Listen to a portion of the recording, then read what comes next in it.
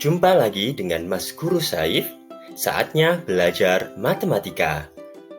Saat ini kita akan belajar tentang materi persamaan kuadrat untuk siswa-siswi kelas 9. Cara kedua untuk menentukan akar-akar persamaan kuadrat yakni dengan cara pemfaktoran. Nah, untuk kali ini Pak Guru batasi, kita akan menggunakan pemfaktoran persamaan kuadrat hanya untuk nilai A sama dengan 1. Nah, prinsipnya kita ubah bentuk dari persamaan kuadrat AX pangkat 2 ditambah BX ditambah C sama dengan 0 ke dalam bentuk X tambah P dikali X tambah Q sama dengan 0, di mana C merupakan nilai hasil perkalian dari P kali Q, sementara B adalah hasil jumlahnya. Jadi prinsipnya kita harus menentukan dua angka yang menghasilkan perkalian C dan penjumlahan B. Nah, ada dua trik. Trik yang pertama, kita perhatikan dulu nilai dari C. Ketika C-nya bernilai positif, maka tanda dari bilangan P dan Q akan sama, yakni kemungkinannya kalau tidak positif-positif, maka negatif-negatif. Ketika kita sudah mengetahui bilangannya, untuk tanda kita mengikuti tanda dari B. Untuk trik yang kedua, posisinya ketika kondisinya C bernilai negatif, maka tanda dari dua bilangan yang kita gunakan adalah tandanya berbeda. Jadi kemungkinannya bilangannya positif-negatif atau negatif-positif. Untuk tandanya, kita menggunakan prinsip bahwa angka yang kita temukan yang paling besar akan mengikuti tanda dari B. Contoh pemfaktoran ini, cara pemfaktoran ini bisa kalian gunakan bagi kalian yang sudah memahami operasi sederhana bilangan serta pemfaktoran.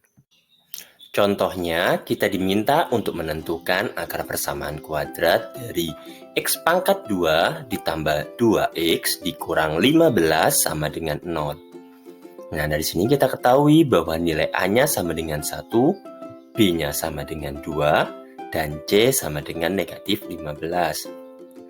Ingat trik yang sebelumnya kita sampaikan, yang Bapak sampaikan. Kita lihat nilai C, ternyata tandanya negatif. Maka angka atau bilangan yang kita gunakan nanti akan memiliki tanda yang berbeda. Kemungkinannya positif-negatif atau negatif-positif. Nah, tanda bilangan yang angka besarnya mengikuti tanda B.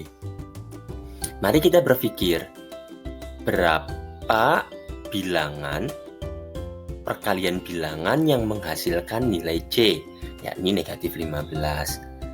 Dan kita pastikan tandanya harus kita berbeda. Ada yang positif, ada yang negatif.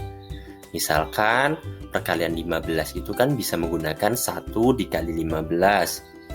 Karena B-nya bertanda positif, maka 15-nya positif. Artinya 1 menjadi negatif. Menjadi negatif 1 dan Q-nya 15. Ini memenuhi. Berikutnya perkalian yang menghasilkan 15 adalah 3 dikali 5. Angka besarnya 5, maka 5 ikut tandanya B. Oh, B-nya positif. Maka yang bernilai kecil atau 3 menjadi negatif. Nah, berikutnya berarti kita sudah punya dua pola, yakni negatif 1 dengan 15 dan negatif 3 dengan 5.